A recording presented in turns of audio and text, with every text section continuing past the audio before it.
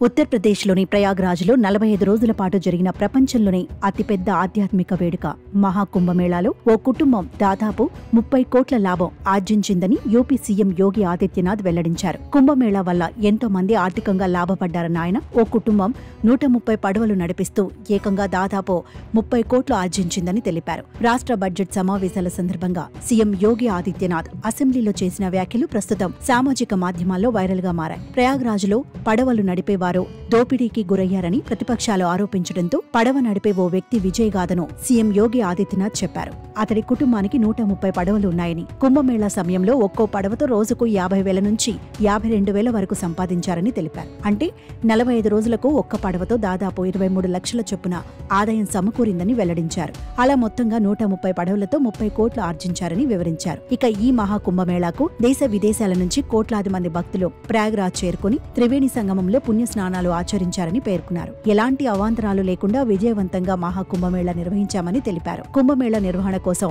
7,500 కోట్ల పెట్టుబడులు పెట్టగా దాదాపు 3 లక్షల కోట్ల వ్యాపారం జరిగిందని వెల్లడించారు.